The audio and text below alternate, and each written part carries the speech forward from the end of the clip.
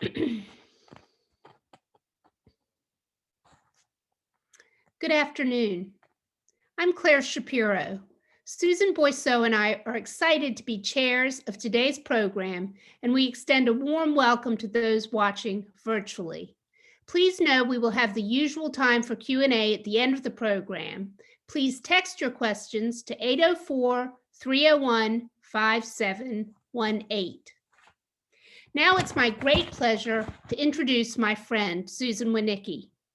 Susan Winiecki, the associate publisher of Richmond Magazine, co-founder of Real Richmond and co-author of Richmond's culinary history, Seeds of Change, grew up in West Seneca, New York. Susan has been in the world of journalism since graduating from the College of William and Mary in 1987. She was a feature writer and food editor for the daily The Potomac News in Northern Virginia. As a state desk reporter for the Richmond Times-Dispatch, she covered agricultural issues in Southside Virginia, and she reported on rural and suburban land use topics in the counties of Hanover and Chesterfield when she was on the TD's Metro desk.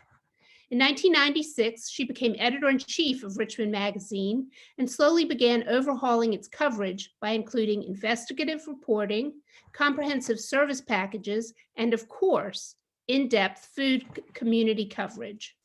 At Richmond Magazine, she really began to understand how the local food system worked and where it needed some help.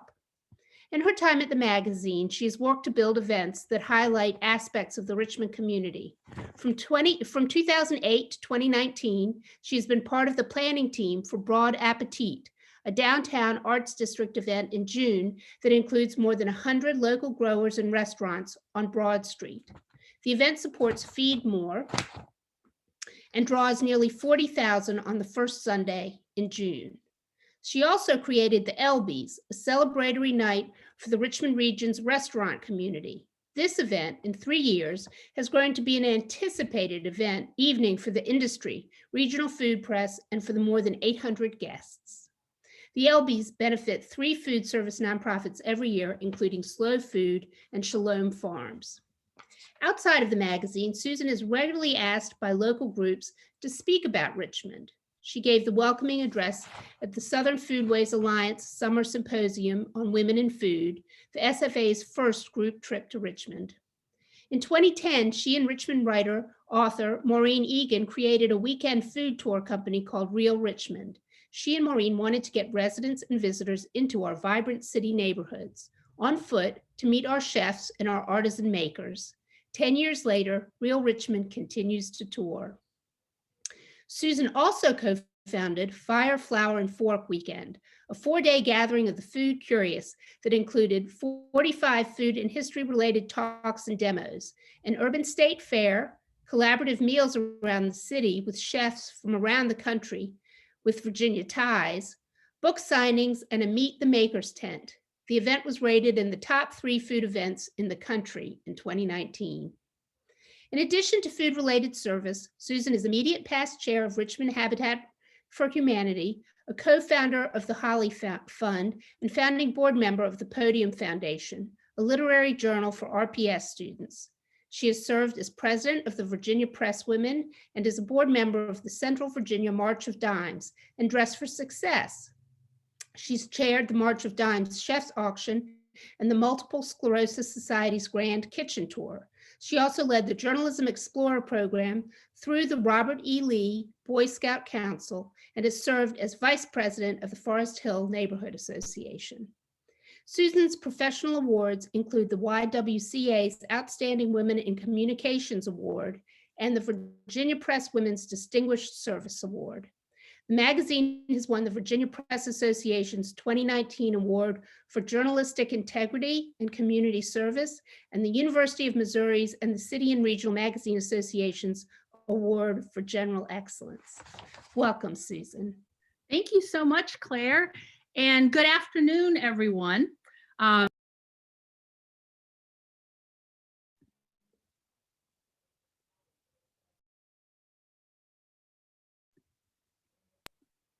Hey, I'm sorry, everyone. I thought I was on, but I wasn't. So anyway, good afternoon. Happy International Women's Day. And I also find it apropos that today restaurant workers have made it on the list for vaccines. So that is a wonderful piece of news. I'm so happy to be with you all again. It was actually 2 years to the date when Maureen and I came to speak about our new book at that time, Richmond's Culinary History, and how much has changed since then. So today, I'm going to offer a look at the enterprising women of Richmond's food scene of the past, the women who are now working in this tumultuous COVID present, and take a look into our future. We're going to cover 100 years in no time flat, I promise you. So I'd like to start with a window into, yes, 1921. What we're looking at on your screen right now is the lens that I'm going to look at 1921 with, the Virginia Cookery Book of traditional recipes. And whereas it does have a stereotypical cover, it truly is a lens into the time. Also on the page on this slide is the title page and the ad across from it, our Sours, our beloved Sours company, and below an ad for Pin Money Pickles and an amazing woman who built a company here I'll talk about briefly named L&G Kid. I'm going to just share briefly in my preparation for today, doing some research and updating, I was able to find a portrait of Miss Kidd that hung in her home on North Allen. It made it to Williamsburg and then it made it to York County. And now I was able to purchase it through the power of eBay. And it will be my inspiration as I work on a new book about her. So the cookbook contains recipes from all parts of the state, from barbecued hare to chow chow to something called the Blushing Bunny, which involved a 12-cent can of Campbell's soup, which had just come out with their series of Campbell's Soup Company branded items. And this volume, whereas it's about 200 pages, was the first fundraiser for the brand new Virginia League of Women Voters, since women voted for the first time the year before. The cookbook project was chaired by Mrs. Fanny Horace Welford Jones, the original owner of the Rosegill Tea Room on Franklin Street. Now, that tea room was the precursor to Mrs. Morton's tea room that some of you may remember also on Franklin. Fanny, in her introduction to this cookbook, writes, "The cookbook demonstrates further that the woman voter is nonetheless the efficient housewife." And she assures us that each recipe was tested and that, quote, "all are good." I'm a little bit dubious about that, but all are good. The cookbook also was dedicated to Lila Valentine, a co-founder of the Equal Suffrage League of Virginia, who she registered to vote in 1920, but unfortunately was too ill to actually cast her vote that November.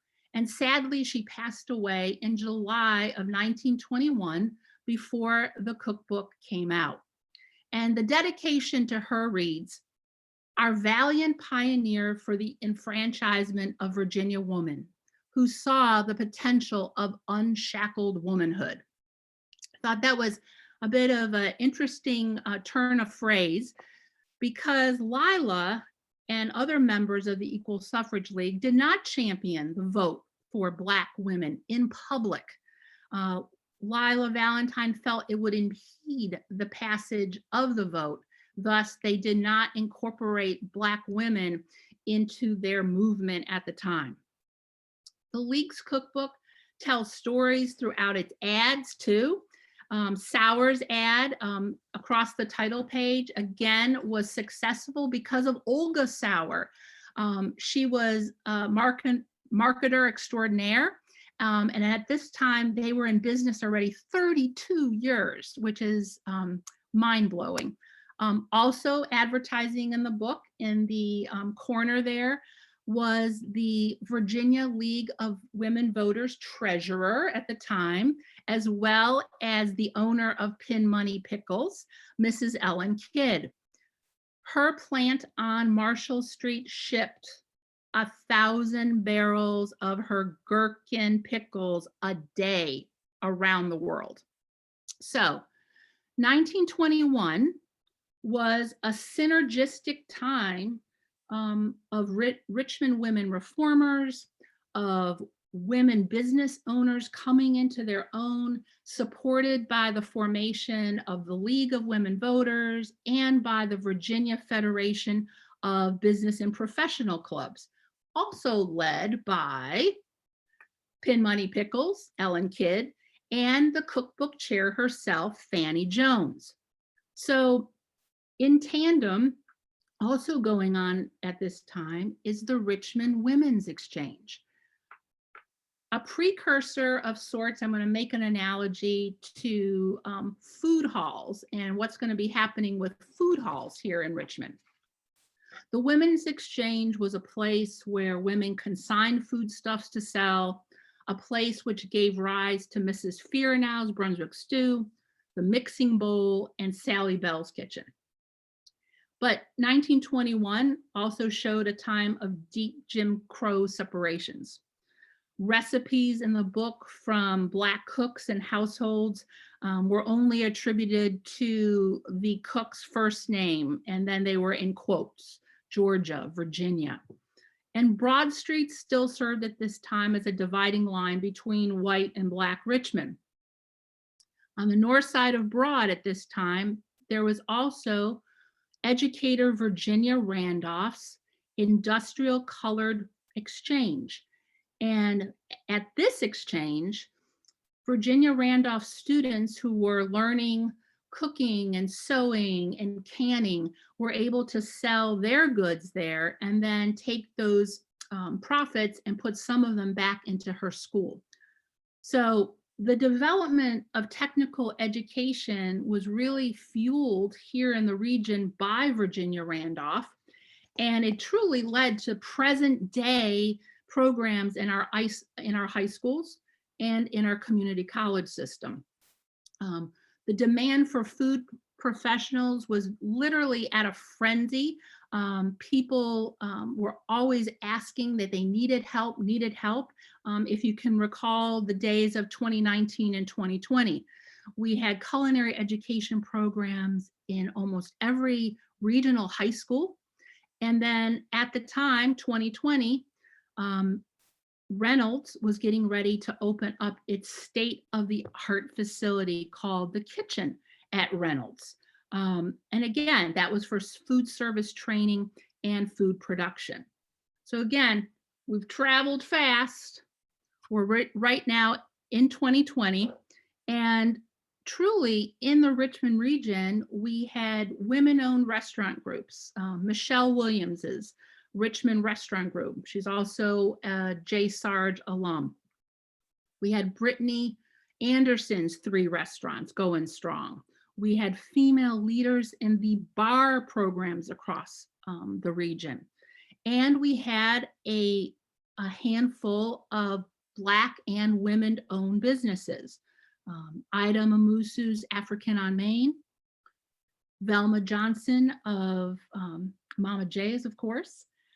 We had Kelly Lemon bring her Urban Hang Suite to Broad Street. And then we had Michelle Parrish open her takeout restaurant, Soul and Vinegar, up in Church Hill. All right, so we are rocking, rolling along, and then the world turned over. My analogy is like a pineapple upside down cake, but it absolutely wasn't sweet, and there were no cherries involved. So we are now moving into what was end of February, beginning of March looking like here in Richmond only a year ago. And I'm just going to share some of my personal story here of what was going on. Around March 1st, we were starting to talk about what was Fire, Flower, and Fork going to look like this year, which would have been our 7th year. The nominations for the LB Dining Awards were getting ready to come out. We had the Virginia Wine Expo go on. We had Black Restaurant Week experience go on. I actually went up to Philadelphia the first weekend in the month of March, attended their beautiful flower show, checked out the Philly Chef Conference that was going on, enjoyed the Reading Terminal, and then came back to launch what was the beginning of the Holly Fund. And I'm going to take a moment right now to shout out the sisterhood, really, of Richmond female food writers. I have made so many friends over the years with these women. They are a powerful force to be reckoned with. And I will also add in that most of the really large food events in town are also run by women. So we had talked, this is Roby Martin, who leads the podcast, CBS 6's Eat It, Virginia, and Cheryl Magazine, the former food editor of the Times-Dispatch. We had talked for a number of years of starting a nonprofit to help restaurant workers who may have had emergency situations. And what we came up with something called the Holly Fund. The Holly Fund was named for Hollister Lindley, another huge supporter of the Richmond restaurant scene, who passed away from ALS. And we finally, literally on March 1st, had gotten our 501c3. We had gotten our website together, and we literally opened for business and were able to take in our first grant applicant. So by March 16th, we had issued one $750 grant, and the world was good. But then, as you all know, March 17th hit, and the governor ordered that restaurants limit service to no more than 10 people that week. Well, that set the world spinning on its side axis, and we pulled together the Holly Fund, that is, and lots of other supporters, what we think was the first virtual fundraiser that was done in the region for the restaurant community. And through, again, a crazy texting campaign, and here's the slide of the two glasses clinking together. This texting campaign raised in 3 days over $50,000, which was just astounding. We have the media to thank for helping us get the word out, and some really great technology people who helped put that together for us. So we're entering into this phase now of, how do we survive with our restaurants? How do we help our workers? And by March 21st, only less than a week later, there were 30 GoFundMe campaigns that were started throughout the region, including the Richmond Restaurant Workers Relief Fund. That fund ended up funneling their dollars into the Holly Fund for distribution. So that was another way we were able to get more money into people's hands swiftly. So March 23rd came, closure of all dining and congregating areas. And as we knew, that wasn't going to change until at least April 23rd. And then the floodgates opened. The Holly Fund, and I'm sharing this because we were not prepared in the least for what occurred over those couple of weeks. We had a very new board of 5 people. We had three of us who were essentially, working board members trying to deal with the applications coming in and reviewing them. And thankfully, Richmond has the Community Foundation, which helps so many nonprofits throughout the region come to our aid to help us start reviewing applicants and getting through the paperwork process. And so we will forever be indebted to the Community Foundation for riding in on a white horse, so to speak, and helping us through a really difficult time. And they really helped us keep the program going and getting money into people's hands in a timely manner. So that was the messy March and April of 2020. We were scrambling for PPP funds. I said restaurants were, and everyone was doing the proverbial pivots. Again, how are we going to serve our customers safely? How are we going to, what are we going to make? How are we going to make the numbers work? How are we going to basically survive without people coming in and sitting down and doing what we love to do? I think many of you were part of a wave of people trying new things and trying to support our community through purchases. Maybe you got your Easter dinner in a box from someone. Maybe you went into a restaurant who was starting a market. Maybe you tried a new home delivery service like Chop Chop. Soon you knew that the South of the James Farmers Market got moved to Bryant Park for safety. And then, lo and behold, the ABC, which is notoriously very, very tough to move forward on things, allowed the region to have cocktails to go, a thing that I never thought we'd see, but we all needed those cocktails to go at that point. And now a not so humorous note, during this April-May period, the food insecurity that was occurring throughout the region is really being exposed. Each school system is using their cafeterias to make meals. And thank goodness we have the umbrella of Feed More here in the region. Feed More actually has more than 250 nonprofits with whom they work. Feed More's trucks are going out, and I'm going to share a brief aside from Powhatan County, where I now work for Habitat.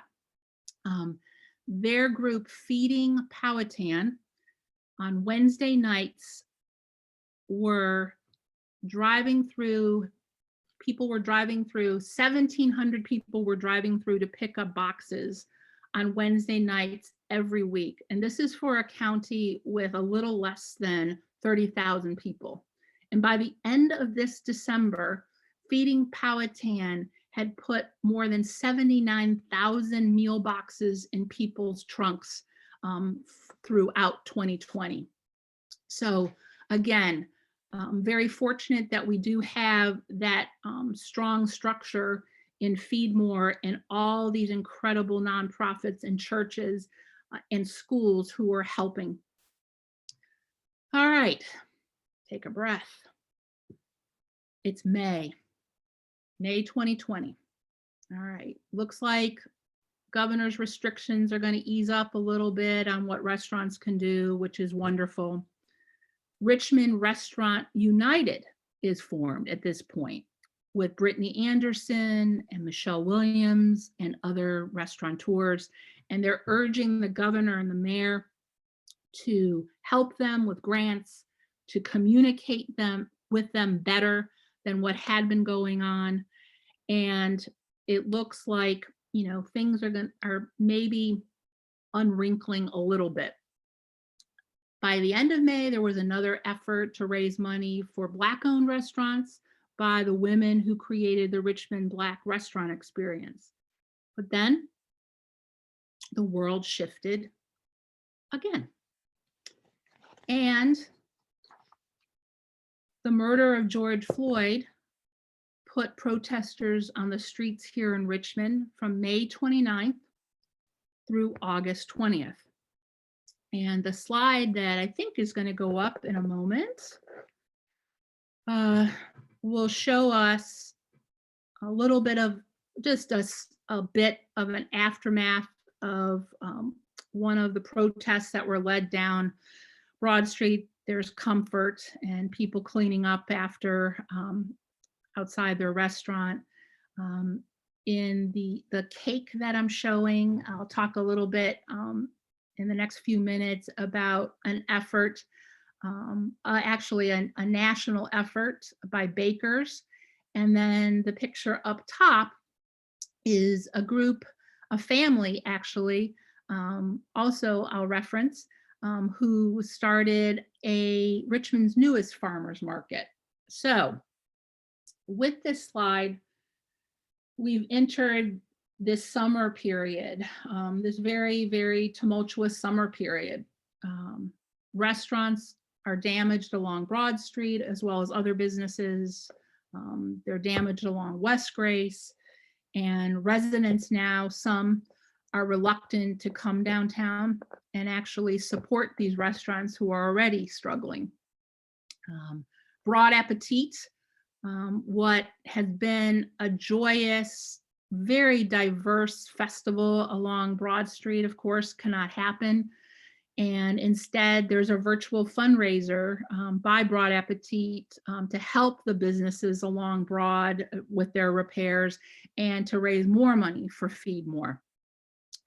And then there's something new that comes along, which relates to this cake.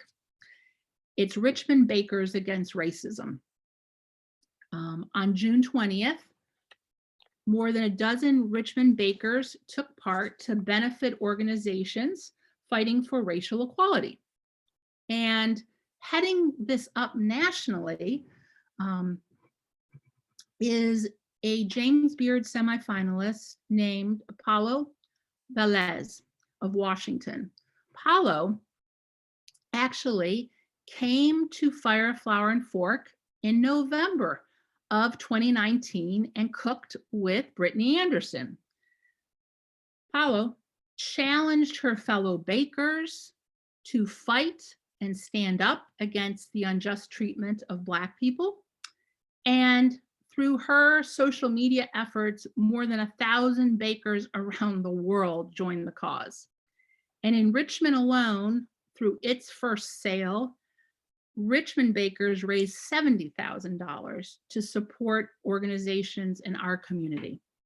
And when Richmond Magazine and writer Eileen Mellon asked Olivia Wilson about the effort, she said, "Fine dining, especially, is rampant with sexism and racism, and no one has ever addressed it. We're lacking leaders in the industry still during this time. It's not just about having a diverse staff, it's about having Black voices who are also in charge and setting the tone for business." So, end of the summer finally arrives, and City Council approves approves $500,000 for grants to help restaurants and other businesses suffering damages, which is a great move forward. And then remember on the slide, the group of women in the top corner, the RVA Black Farmers Market is started, and it's founded by Navi Johnson and opens in Randolph. So that is something new that comes along in the summer. And then also announced is a new Black-owned wine shop called Rich Wine.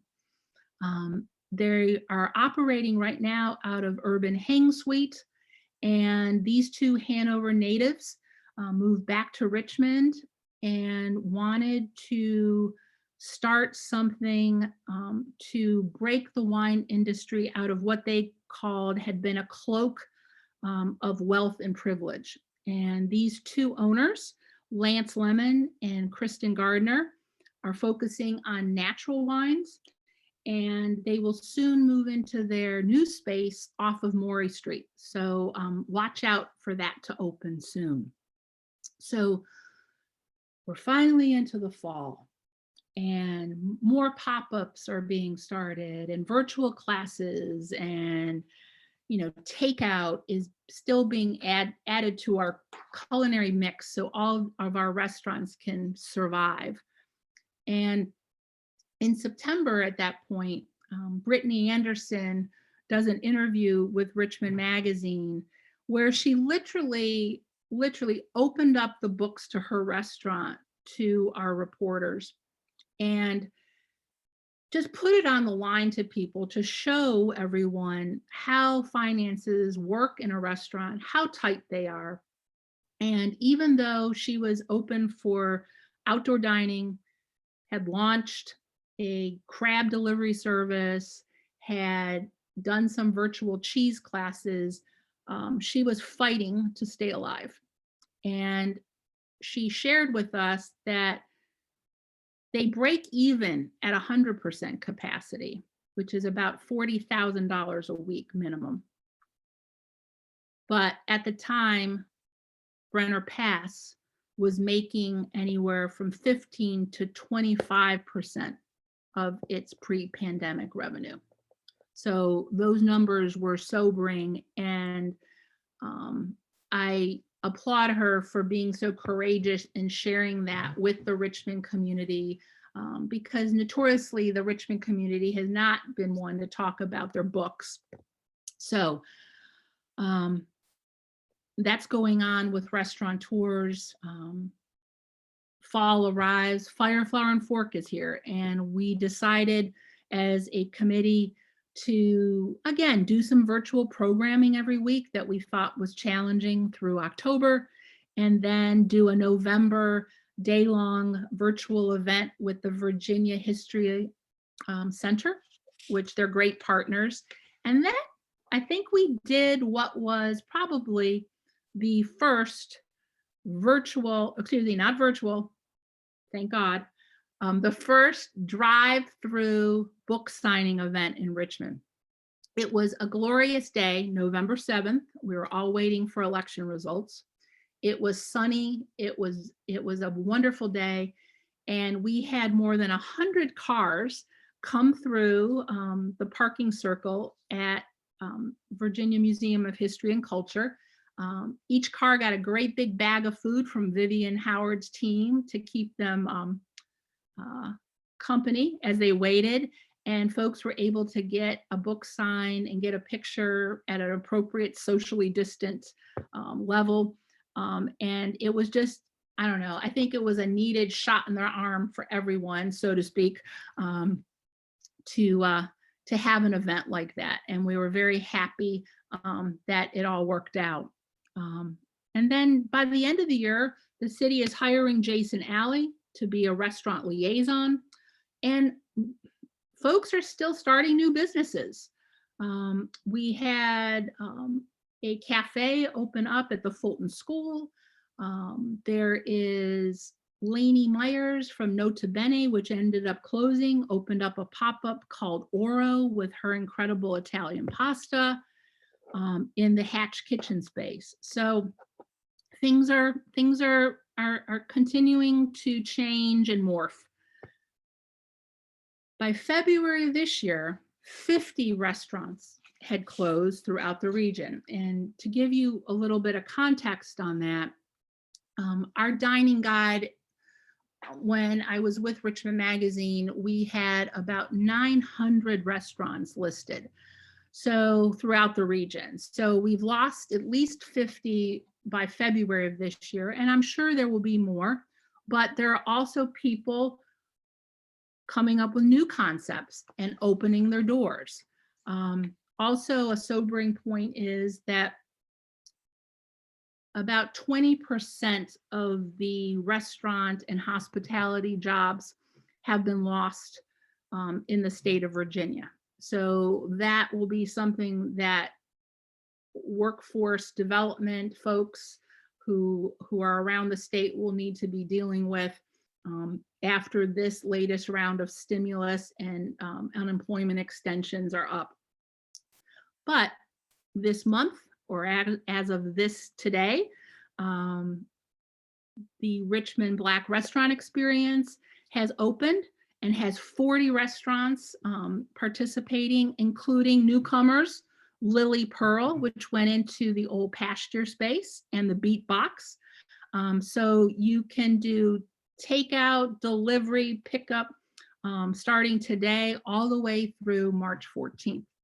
So we have now arrived at the future, believe it or not. And I want to take the time in this last final segment wrap up part to share some women we should be celebrating over the next couple of months, and put our support behind even more so, considering the year that they've had, that we've had. So tonight, that's not so far into the future, we can watch at 9 o'clock the Food Network and support Richmond's own Candy Valley Cake Company baker, Kia Wingfield, continue to compete and bring her Indian infused flavors to her baked goods. And the slide that's coming up, whoops, there we go. The slide that is now in front, Kia is, of course, to your to the bottom. Oh goodness, I'm getting my stage left and stage right mixed up. Kia is to your bottom right. And then Brittany, who's been sort of a thematic element for me throughout this speech. She, of course, is up top, and she is actually pictured at one of her new ventures that we'll talk about in just a minute. So anyway, watch Kia tonight. Root her on the Spring Baking Championship. And I just wanted to share some other women and things that are going on that you may find of interest. And of course, you know, if you have questions about where to go now, where to go safely, where to eat outdoors, please feel free to put those out in your text as well. But I wanted to give a shout out again to Powhatan County and talk about the superb chefs that are at the mill at Fine Creek. Lisa Benusa, the owner, and Sarah Taco, the pastry chef there. They are doing amazing things at their shop called Provisions, including Lisa putting out her own pasta line called Bella Nonna. Please take a beautiful ride out there. It's a great little day or afternoon trip to try those items. Something exciting that's coming into the Valentine will be the new caterer vendor in their restaurant space. Her name is Brandy Brown, and she's the owner of Miss B's Juice Bar. Brandy competed in a contest that the Valentine held along with the Metropolitan Business League. She won the contest, and she will get 2 years rent-free to be in that space, which is an incredible push forward for her business. And now I'm going to go back to Brittany because she is my through line here. Brittany Anderson's Brenner Pass and Metzger Butchery will reopen for outdoor dining March 17th and March 25th. And then, if you didn't catch this, this is probably the biggest culinary news that came out in the past month. But Brittany, starting April 1st, will be on Bravo's Top Chef, which is wonderful for Richmond, and of course to celebrate her skills. And that little picture that I showed back in the slide, that was Brittany opening back in late fall a restaurant spot in a food hall in DC called Lenny, L-E-N-I. So, okay, so now I'm going to bring it home, as they said. here in Richmond, hearkening back to 1921 and the Richmond Women's Exchange and the Colored Industrial Exchange, where women business owners had basically their overhead taken care of because they were in these collective spaces where a customer could go in and buy, and they weren't responsible for being there all the time. Well, this concept now has come back with the food hall concept. And now we have, or on the horizon, we'll have about a total of 5. And of course, there's Ukrops, which opened its food hall. And that was planned pre-pandemic. But there's also Trolley Eats in Henrico, off of Staples Mill Road, where there are about 8, 9 different food businesses you can order from, come and then pick it up and all in one fell swoop. There's another similar concept called AM Kitchen in Chesterfield. And then there's going to be a physical food hall space called Hatch Local that will open in Manchester later this spring in a building called The Current. So what else does the future hold? I think the future holds more food halls, more indoor, outdoor food emporiums where people, again, can get their product out, but costs are kept down with overhead and staff. These are places that I grew up going to. I grew up going to the Broadway Market in Buffalo, New York with my grandparents. Of course, there's Reading Terminal Market that you're familiar with. And then restaurants of the future, I think, are going to have to be prepared to have multiple concepts going at once. Southbound in Southside Richmond just opened a market within the last 2 weeks. So again, having multiple streams of revenue come in. Go back to the Holly Fund. I had Cheryl Magazine help me crunch the numbers, and as of today, 343 grants have been issued directly to mortgage holders, leaseholders, or utility companies. And it's close to $250,000 that has gone back out into the community. With the new stimulus package planned and maybe some of the delays, I can see people having trouble with unemployment checks again. So I anticipate or predict an uptick in our applications again. And then I think going forward, to put a bow on this, is that we all just need to keep swimming and going forward. I feel the air is getting a little lighter now with vaccines getting into people's arms. And we have to keep swimming. As Brittany Anderson shared with Richmond Magazine, she shared, I definitely feel like we've just got to keep moving and often feel like a shark. If I stop moving, I'll die. And I can't think about the bad stuff. So let us all keep swimming and focusing on the good stuff. And with that, I thank you, and I hope you have some questions for me today.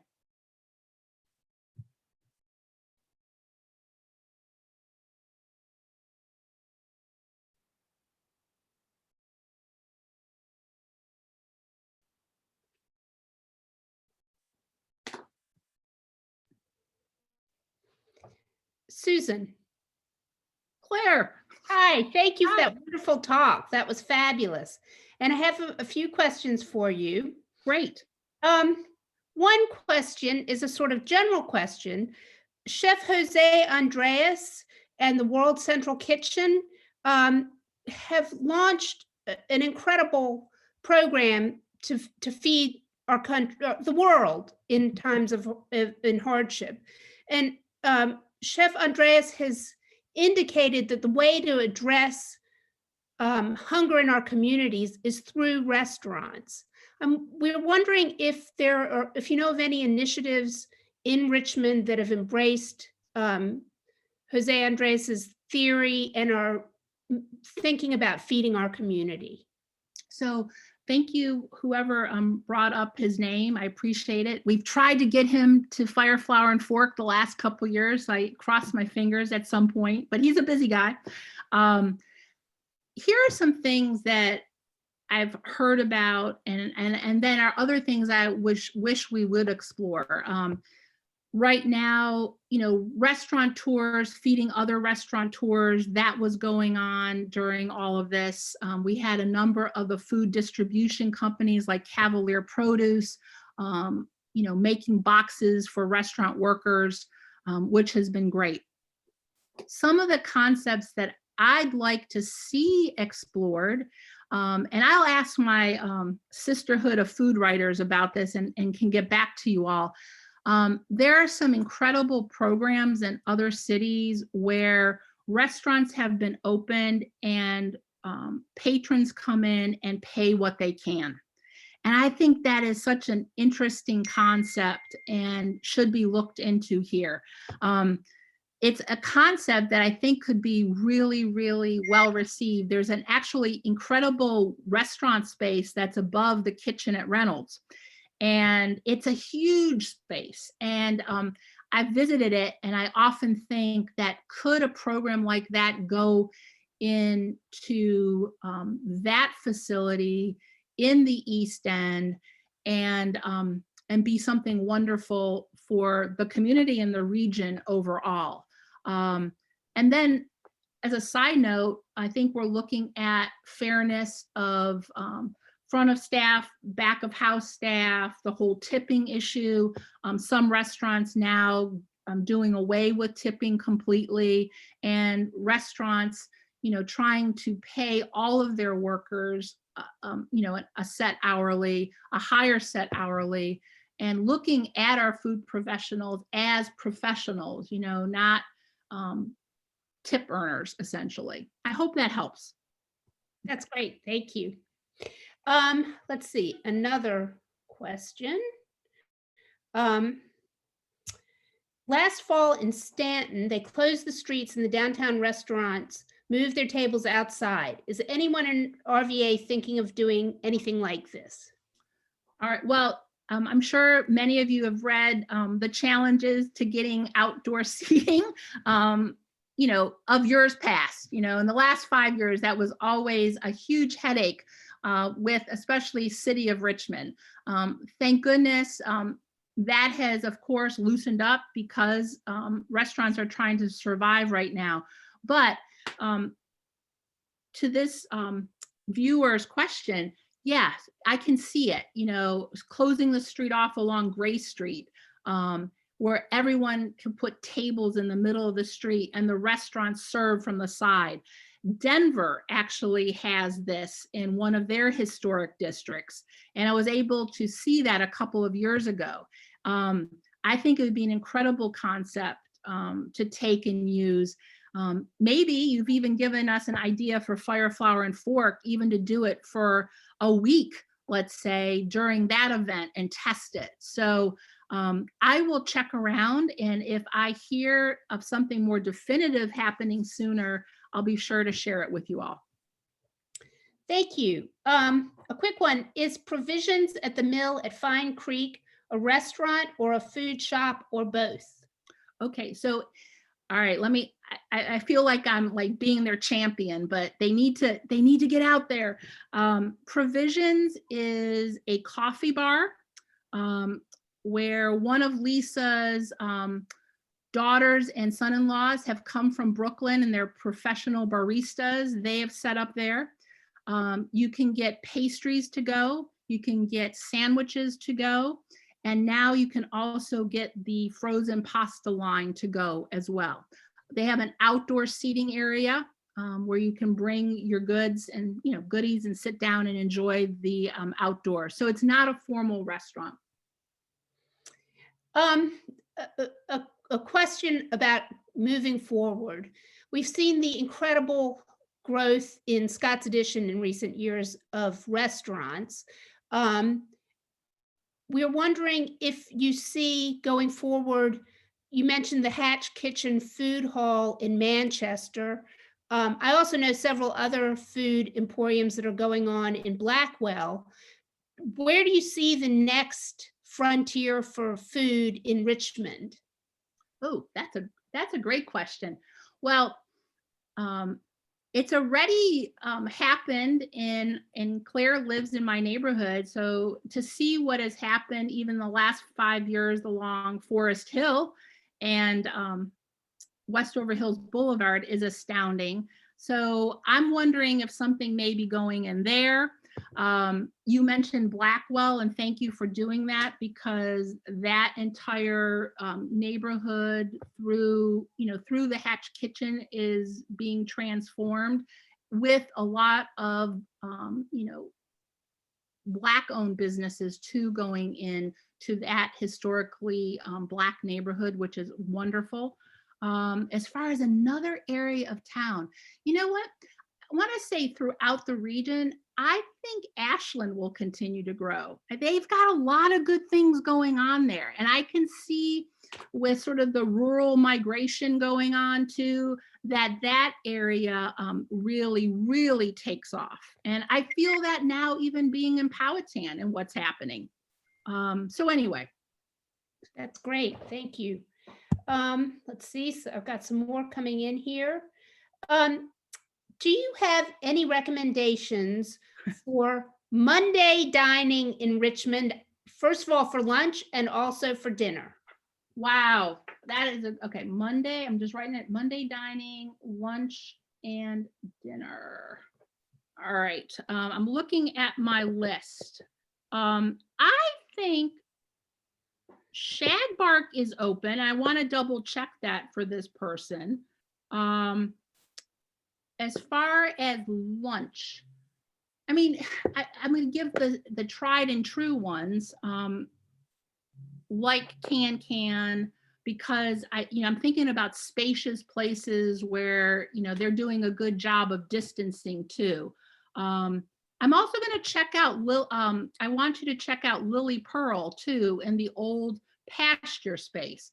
I need to check if they're open on Monday, but whoever this viewer is, how about if I promise you a list after the meeting? If I can get your email, I'd love to put something together for you. And they were also very interested in downtown restaurants. So that would be Lily Pearl. And I can't remember if Pops is open on Mondays. I think they're closed too. But downtown, I would definitely say Lily Pearl being new. Adara is doing outdoor dining well in Jackson Ward. I would suggest there. If you wanted to go up on Church Hill, of course, and I may be saying it wrong, I think it is Grisey.